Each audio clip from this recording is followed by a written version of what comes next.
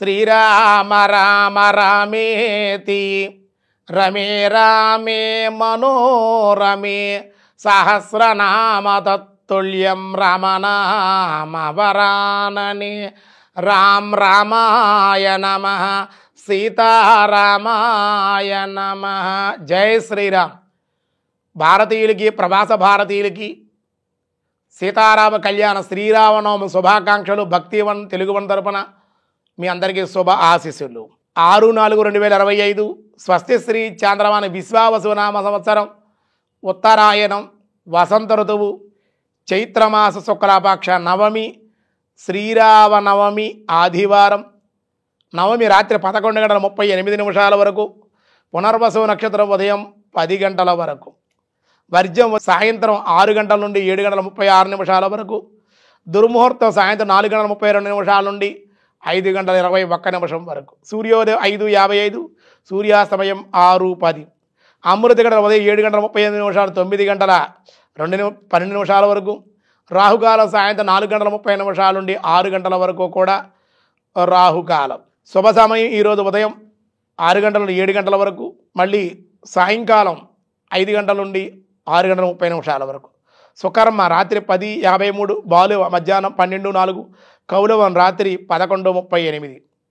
పునర్వసు నక్షత్రం ఉదయం 10 గంటల వరకు ఉంది కాబట్టి మనకి తిథి నక్షత్రం 2 కలవాలకు బాగుండాలంటే 10 గంటల లోపుగానే సీతారాముల కళ్యాణం ప్రారంభించి విసక్షణ పూజ పుణ్య అవాచనం ఆ కార్యక్రమాలు 10 గంటల లోపుగానే మీరు ప్రారంభించుకుంటే అభిజిత్ లగ్నాలకు మన కట్టగా 11 చిల్లరకి ముహూర్తానికి అందుకోగలుగుతారు. నక్షత్రం తిథి కూడా పూర్తిగా మనకి ఈరోజు బాగుంది. 10 గంటల వరకు పునర్వసు నక్షత్రం ఉంది కూడా 10 గంటల లోపుగానే సీతారాముల కళ్యాణం ప్రారంభించుకుంటే అన్ని విధాలుగా అనుకూలం. సీతారాముల అనుగ్రహం మీ అందరికీ ఉండాలని కోరుకుంటూ ఉన్నాం. ఈరోజు దినారంభ చక్రంలో ముందుగా మేషరాశి. మేషరాశి వారికి ఈరోజు విశేషమైన లాభాలు ఉన్నాయి, దేవాలయ దర్శనాలు ఉన్నాయి, 4 రకాలుగా ధనం అందుతుంది, బంధుమిత్రుల సంగమం.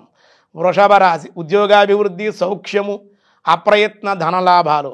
మిథున రాశి వృత్తి వ్యాపారాల్లో లాభం, ప్రయాణాలు, మానసిక ఆనందం. కర్కాటక రాశి మానసికంగా ప్రశాంతంగా ఉంటారు, ఉల్లాసంగా ఉంటారు, అనుకున్న పనులు అనుకున్నట్లు ఈరోజు పూర్తవుతాయి. సింహరాశి వారికి అనుకూలంగా ఉంది, సంఘంలో కీర్తి ప్రతిష్టలు ఉంటాయి, మీ గౌరవం పెరుగుతుంది, విశేషమైన ధనయోగం కూడా ఉంది. కన్యారాశి కార్యసిద్ధి, విదేశీ ప్రయాణాలు, శుభకార్యాలు కలిసి వచ్చే అవకాశం. తులారాశి వృత్తి వ్యాపారాల్లో సమస్యలు, కోర్టు వ్యవహారాల్లో చికాకులు ఏమైనా ఉంటే తొలగిపోయి మీకు అనుకూలంగా ఉండే అవకాశం. వృశ్చిక రాశి వారికి శత్రుబాధలు, రుణదాతల వల్ల ఒత్తిళ్లు, అధికంగా ఖర్చులు, బంధుమిత్రుల సహాయ సహకారాలు, మిత్రుల యొక్క సహకారం అందే అవకాశం. ధనస్సు జాయింట్ వ్యాపారాలతో వైరము, గృహంలో చికాకులు, అధికారులు ఒత్తిళ్లు ఉండే అవకాశం. మకర రాశి దేశాంతర ప్రయాణాలు, ఇతర దేశాల్లో చదువుకోవాలని కానీ ఉద్యోగ ప్రయత్నాల కోసం వెళ్ళేటువంటి వాళ్ళకి అనుకూలమైనటువంటి కాలంగా చెప్పబడుతుంది. కుంభరాశి వ్యసనాల ద్వారా ధనాన్ని దుర్వినియోగం చేస్తారు, ఆకర్షణ లోనవుతారు, అలాగే చెడ్డ మిత్రుల ద్వారా కీర్తిభంగం, చెడ్డ పేరు తెచ్చుకునే అవకాశాలు ఉంటాయి. కొంచెం స్నేహితులతో జాగ్రత్తగా ఉండాలి. మీనరాశి వారి వివాహాది శుభకార్యాల్లో పాల్గొనే అవకాశం, ఉద్యోగంలోనూ గృహంలోని మార్పులకి చేర్పులకి అవకాశం. వ్యాసాయ విష్ణురూపాయ వ్యాసరూపాయ విష్ణవే పరమ స్పష్ట ఓం పరమ స్పష్టాయ నమః. స్పష్టత అంటే చక్కగా గానవచ్చువాడు అని శబ్దార్థం. గొప్ప ప్రకాశము కలవాడు అని కూడా పరమః అనబడ్డాడు. జ్ఞానస్వరూపము స్పష్టంగా గోచరింపబడేటువంటి వాడు కనుక స్పష్టము అనబడినం. ఇంద్రియ నిగ్రహం కలిగిన నియమబద్ధముగా నుండు యోగాభ్యాసం చేయువారు స్పష్టంగా గోచరించేవాడు అగుట వల్ల పరమాత్మకి ఓం పరమ స్పష్టాయ నమః అన్నారు. మిగతా విషయాలు రేపు చూద్దాం. ఈరోజు స్వస్తి. ఆ సీతారాముల యొక్క అనుగ్రహం మీ అందరూ కలగాలని కోరుకుంటూ ఉన్నాం. రామాయ రామభద్రాయ రామచంద్రాయ వేదసే రఘునాథాయ నాథాయ సీతాయ పతయే నమః.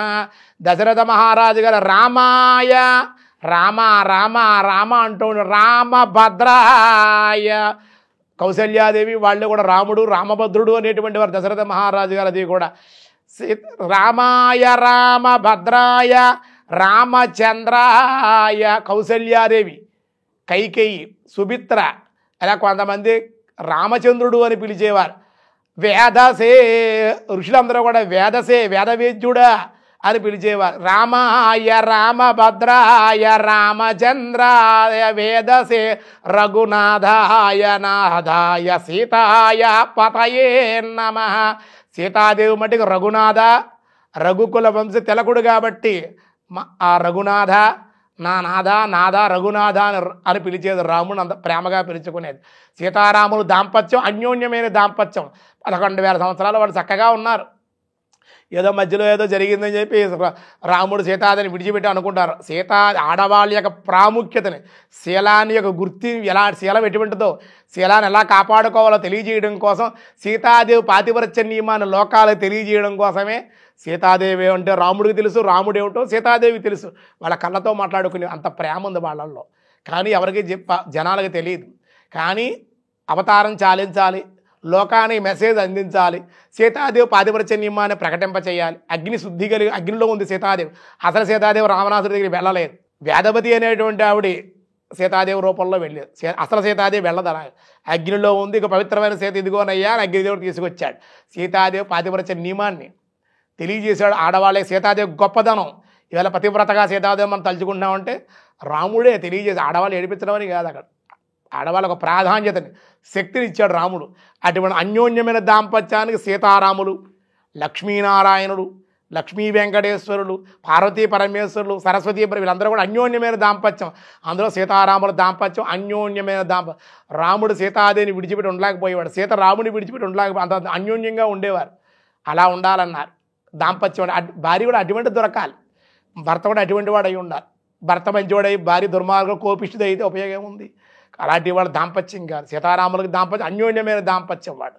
కనుక జానక్య కమలామలాంజల పుటే యా పద్మరాగాయత న్యస్తారాఘవమస్తకే చ విలసస్కంద ప్రసూనాయత శస్త్రాస్యామలకాయ కాంతి కలత యా ఇంద్రనీలాయత ముక్తాస్తా శుభదా భవంతు భవతా శ్రీరామ వైవాహిక అన్నారు.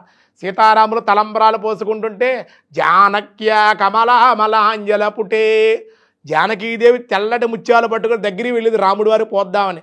ఈ నీలంగా ఉంటాడు కదండి, తెల్లగా ఉన్న సీతాదేవి చేతిలో ముత్యాలన్నీ నీలంగా మారిపోయాడు. ఆశ్చర్యం కలిగింది. ఇదేమిటి, నేను పట్టుకున్న ముత్యాలు తెల్లగా ఉండేవి కదా, కానీ నీలంగా మారిపోయేవిటి అనుకుంది. రాముడు నీలమేఘశ్యాముడు కనుక జానక్య కమలామలాంజల పుటే యా పద్మరాగాయత, ఇవన్నీ నీలంగా మారిపోయిన నవ్వుకుందిట. నవ్వుకుని స్వామివారి శిరస్సు మీద సిగ్గుతో పోసింది తలంబ్రాలు. స్వామి తక్కువవాడు కదా, ఆయన తెల్ల ముత్యాలు పట్టుకున్నాడు. ముక్తాస్తా శుభదా భవంతు భవతా అండ్ జానక్య కమలామలాంజల పుటే యా పద్మరాగాయత న్యస్త రాఘవమస్తకేజ విలసస్కంద ప్రసూనాయత. ఆ రాఘవుడు, ఆ రాముడు తెల్లడు ముత్యాలు పట్టుకుని సీతాదేవి దగ్గర పోద్దామని దగ్గరికి వచ్చేసరికి ముత్యాలన్నీ కూడా గులాబీ రంగులో ఎరుపు రంగులోకి మారిపోయాడు. ఏమిటి, నేను తెల్ల ముత్యాలు పట్టుకున్నాను కదా, ముత్యాలు తెల్లగా ఉండాలి కదా, ఈ ముత్యాలు ఎర్రగా మారిపోయేవిటి అనుకున్నాడు. ఓహో, అమ్మవారు ముక్త ఎర్రగా ఉంటుంది కదా, పద్మాసనే పద్మహస్త లక్ష్మీదేవి కదా సీతాదేవి, లక్ష్మీదేవి సీతాదేవిగా వచ్చింది కదా అని చేపదలు ఈవిడ గులాబీలో ఈవిడ కలవుల్లో పద్మంలో వెలిసింది కాబట్టి ఈ పద్మాకారంలో ఎరుపు రంగులో గులాబీ రంగులోకి ముత్యాలన్నీ మారిపోయి అని ఆశ్చర్యపోతూ వాడ నీడపడగానే తెల్లటి ముత్యాలు నీలంగా మారి, ఈవిడ నీడపడగానే ఆ ముత్యాలన్నీ కూడా ఎర్రగా మారిపోయి నవ్వుకుంటారు. ఒకరికొకరు నవ్వుకుంటూ ఒకరినొకరు చూసుకుంటూ ఆనందంగా ఆ ముత్యాలు పోసుకుని అన్యోన్యమైన దాంపత్యం సీతారాముల దాంపత్యం ఎంతో ఆనందంగా ఉంటుంది. ఉన్నంతకాలంలో వాళ్ళు ఏ గొడవలు లేకుండా ఆనందంగా ఉన్నారయ్య అంటే సీతారాము. అందుకే దాంపత్యాన్ని ప్రతీకగా సీతారాముల్లా మీరు ఉండాలి అని చాలామంది ఆశీర్వచనం చేస్తారు. రాముడు సీతాదేవి ఉన్న తక్కువ కాలంలో అయినా చాలా కాలం ఉన్న ఆ కాలం అంతా కూడా వాళ్ళు అన్యోన్యంగానే ఉన్నారు అని చెప్పడం జరిగిందన్నమాట. లోకం కోసం రామో విగ్రహవాన్ ధర్మ, ధర్మం అంటే చూపించమని అడిగారు. చూపించలేమని బ్రహ్మగారు అందరూ చెప్పారు, నారదుడిది కూడా. భూలోకంలో ఇక్ష్వాకుల వంశంలో దశరథ మహారాజు గారు కుమారుడు నారాయణుడే అవతరించిన మానవుడిగా అవతరిస్తున్నాడు. రావణాసుడు హీనంగా మాట్లాడాడు. మానవులు అలాంటి వాళ్ళు, హీనమైనటువంటి వాళ్ళు అవసరం తీరుపుతో వదిలేస్తారు, చేసిన ఉపకారాన్ని మరిచిపోతారు. హీనమైనటువంటి వాళ్ళు మానవులు, అటువంటి మానవులు నన్నేం చేయగలరు, కోతులు నన్నేం చేయగలవంటే కోతుల ద్వారా ఈ మానవుల వల్ల కూడా మరణం ఉందన్నమాట. వాడి బ్రహ్మగారి శాపం పెట్టారు. కనుక వీడు మానవులు హీనంగా మాట్లాడి నారాయణుడు చెప్పాడు మానవులు చాలా గొప్పవాళ్ళు రా, మానవుల్లో ఎంత దేవతలు అయ్యారు, మంచి సాధకులు ఉన్నారు, ఋషులు ఉన్నారు ఎంతోమంది, మానవులు చాలా గొప్పవాళ్ళు, ఈ మానవులందరూ ఎలా నడుచుకోవాలో, వాళ్ళ ధర్మం అంటే ఏమిటో, నేను భగవంతుని నా మహిమను నా శక్తులన్నీ కోల్పోయి ఒక మానవుడిగానే నేను భూమి మీదకు వెళ్ళి మానవులు ఎలా జీవించాలో, ఎలా ధర్మాన్ని ఆచరించాలో నేను చూపిస్తానని రాముడు భూమి మీదకి వచ్చాడు నారాయణుడు. రామో విగ్రహవాన్ ధర్మ అంటే ధర్మాన్ని కళ్ళతో చూడలేము, ఆచరించాలి. దాన ధర్మాలే ధర్మం కాదు, ధర్మంగా ఉంటాం, సత్యంగా ఉంటాం, న్యాయంగా ఉంటాం, నీతిగా ఉండడం, క్రమశిక్షణగా ఉండడం, ఇదంతా ధర్మమే. కాబట్టి రామో విగ్రహం ధర్మం. అయ్యా నాయన, ధర్మాన్ని మీరు చూడలేరు కాబట్టి భూలోకంలో దశరథ మహారాజు గారి జ్యేష్ఠ కుమారుడు రాముడు ఉన్నాడు చూడండిరా, వాడు ధర్మం, వాడు మాట్లాడే మాట, నడిచే నడక, చేసే పని అన్నీ ధర్మంగానే ఉంటాయి. ధర్మదేవతలు మీరు చూడాలంటే రాముడినే చూడాలి, ధర్మం ఏమిటో తెలుసుకోవాలంటే రాముడు చేసే పనులే అది చూడండి, అదే ధర్మం అని చెప్పారు. రామో విగ్రహం ధర్మం తప్పేవాడు కాదు. రాజు ఎలా ఉండాలి, భార్య ఎలా ఉండాలి, తండ్రి ఎలా ఉండాలి, సోదరుడు ఎలా ఉండాలి, మంత్రి ఎలా ఉండాలి, ప్రజలు ఎలా ఉండాలి, సేవకుడు ఎలా ఉండాలి, సర్వము కూడా రామాయణంలో మనం చూపించడం జరిగిందన్నమాట. కాబట్టి మానవులు ఇవాళ ధర్మంగా ఉన్నారు. ఎప్పుడో త్రేతాయుగం అయిపోయి, ద్వాపరయుగం అయిపోయి, కలియుగం కూడా అయిపోయి, ఇప్పటికి కూడా ఇంకా రాములు వారి దేవాలయం లక్షల సంవత్సరాలు అయిపోయినా ఇంకా రాముని గుర్తుపెట్టుకున్నామంటే రాముడి యొక్క ఎంత ధర్మ నిరతి, సీతాదేవి పాతివ్రత్య నియమం ఎంత గొప్పవో చూడండి. కాబట్టి అందుకే ఇంత కలియుగంలో కూడా ఇంకా గుర్తుంది అంటే రామో విగ్రహం ధర్మమూర్తి, ఆరాధ్యుడు. రామాలయం లేని, శివాలయం లేని గ్రామం ఉండకూడదు. ప్రతి గ్రామంలో శివాలయం, రామాలయం తప్పనిసరిగా ఉండి తీరాలి. అక్కడ ధర్మము, శాంతి, సంతానము, సౌభాగ్యము ఇవన్నీ కూడా ఉంటాయి అని చెప్పారు. అటువంటి రామచంద్రుణ్ణి శ్రీరామ జయ రామ జయ జయ రామ అనుకోండి. చాలామంది అడిగారు, గురువుగారు పానకము, చలివిడి, వడపప్పు ఇవన్నీ పెడుతూ ఉంటారు, విసిరికర్రలు ఇస్తూ ఉంటారు, మామిడి పళ్ళు ఇస్తారు, గల కారణం ఏమిటి, దీనికి ఏమన్నా ఆధారం ఉందా ఏమిటి అని అడిగారు. పానకం వచ్చేటువంటిదంతా కూడా వేసవకాలం కదని చైత్రం, వైశాఖం, జ్యేష్టం ఎండలు గట్టిగా ఉంటాయి. పూర్వం మన ఋషులు అందరూ కూడా ఏం చేశారంటే రాముడికి తీపి పానకం అంటే ఇష్టం అనుకోండి, ఇష్టం విషయం పక్కన పెట్టేస్తే మన ఆరోగ్యపరంగా మనకి ఏమిటి లాభం ఏమిటయ్యా, ఋషులు చెప్పింది ఏమిటంటే ఈ ఎండ నుండి వచ్చే తాపం అంతా కూడా తగ్గే విధంగా ఈ నీళ్ళల్లో బెల్లాన్ని వేసి, మిరియాలు కానీ యాలకులు కానీ చక్కగా ఆ పానకంలో వేసి స్వామికి నివేదన చేసి తింటాం. వడపప్పుని బెల్లం కానీ పంచదార కానీ వేసి వడపప్పు, పెసరపప్పు నానబెట్టి తింటే చలవ చేస్తుంది. చలివిడి కూడా అంతే. పానకం తాగడం వల్ల ఈ వచ్చేటువంటి ఎండ తాపం తగ్గించడం కోసం, చల్లదనం కలిగించడం కోసమే పానకం ఇస్తారన్నమాట. అది ఎంత ఆయుర్వేదం, భగవంతుడికి ఇష్టం. మన ప్రతి ప్రసాదం కూడా మన ఆధ్యాత్మిక తెలుగు పూజల్లో ఉండే విశేషం ఏమిటంటే ప్రతి పూజలో, ప్రతి ప్రసాదంలో ఏదో అంతరార్థం, భక్తి రహస్యం, ఆరోగ్య రహస్యం, ఆధ్యాత్మిక రహస్యాలన్నీ ఉంటాయన్నమాట. ఆ పానకం అందుకు ఇస్తారు. వేసవకాలం, పూర్వకాలం కరెంట్ ఉండేది కాదు, విసిరిగర్ల పంచిపెట్టేవారు, విసురుకుంటారని చెప్పి.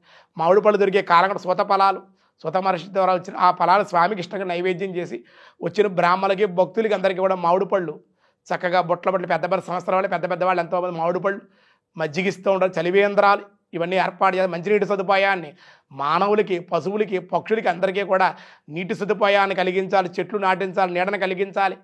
ఇలా ఎన్నో ఏర్పాట్లు చేసుకుంటే మానవుడికి ఉపశమనం కలుగుతుంది అని తెలియజేస్తూ సీతారాముల కళ్యాణ మహోత్సవం సందర్భంగా భారతీయులకి, ప్రవాస భారతీయ నా తరపున, భక్తివన్ తెలుగు తరపున శ్రీరామనవమి శుభాకాంక్షలు, శుభ ఆశీస్సులు.